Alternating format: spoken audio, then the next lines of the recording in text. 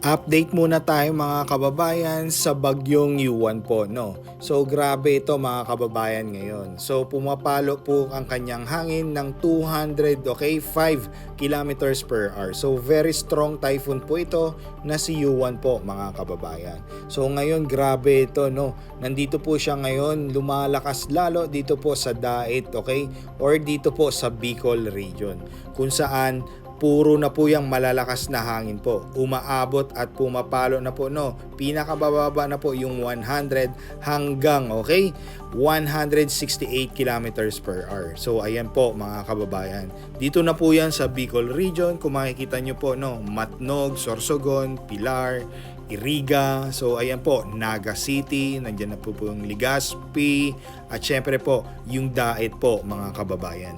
At ngayon po, malakas din po ba ang ulan? Ang pag-ulan po dyan? Yes po mga kababayan. As you can see po, heavy rain na po tayo mga kababayan sa portion po ng Bicol po, no? So ayan po ngayon ang update dito sa ating super typhoon, okay?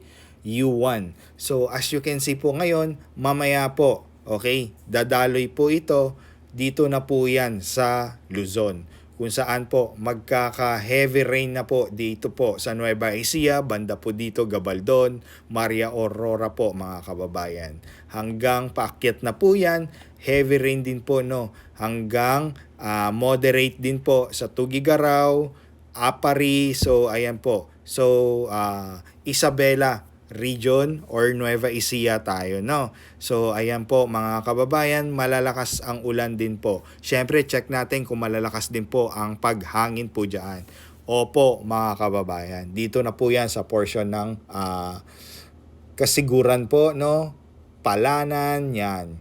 So malalakas na po ang paghangin po dyan. Makita nyo, nandito yung mata ng bagyo po. So sa Gabaldon po, meron na pong 120 kilometers per hour. Maria Aurora po, 122 kilometers per hour. So ingat-ingat din po tayo dyan sa ating mga kababayan dyan sa Isabela, Tugigaraw, alright? Dyan po sa Nueva Ecija. So yan po yan, yung mga farming natin dyan, no, mga kababayan.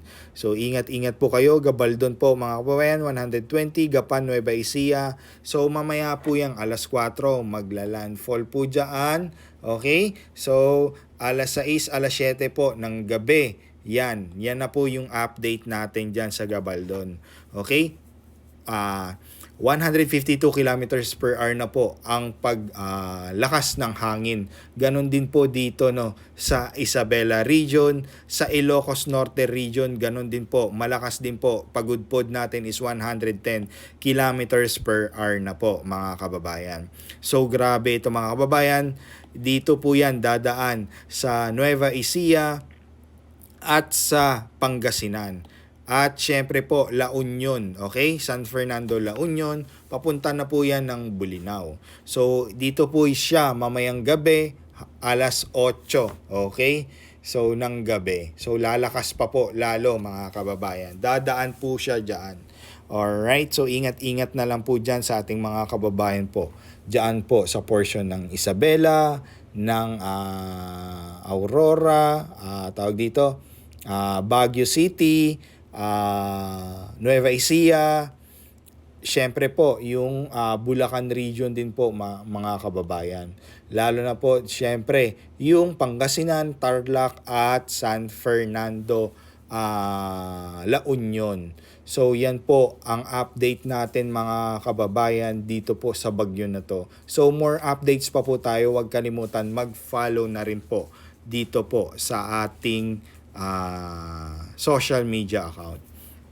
So heavy rain po yan mga kababayan. Madaling araw, mamaya, ng gabi pala, no? So meron tayong heavy rain na po mga kababayan dito sa portion ng Nueva Ecija and Tarlac. So Pangasinan din po mga kababayan. So gabi, so heavy rain na po yan. So Baguio City ganun din po. So malalakas na po ang pag-ulan mga kababayan. Agoo, La Union, San Fernando, La Union. So ano lang to, light to moderate rain, pero dito po heavy rain na po mga kababayan. Lalo na po sa Baguio City. So, yan yung update mamaya hanggang mamayang gabi po mga kababayan. So, make sure naka-follow po tayo or naka-subscribe sa ating social media account po. RJ Angeles RN. So, ang paghangin din po mga kababayan, napakalala, napakalakas. Grabe, no? Mamayang alas 11 po yan ng gabi.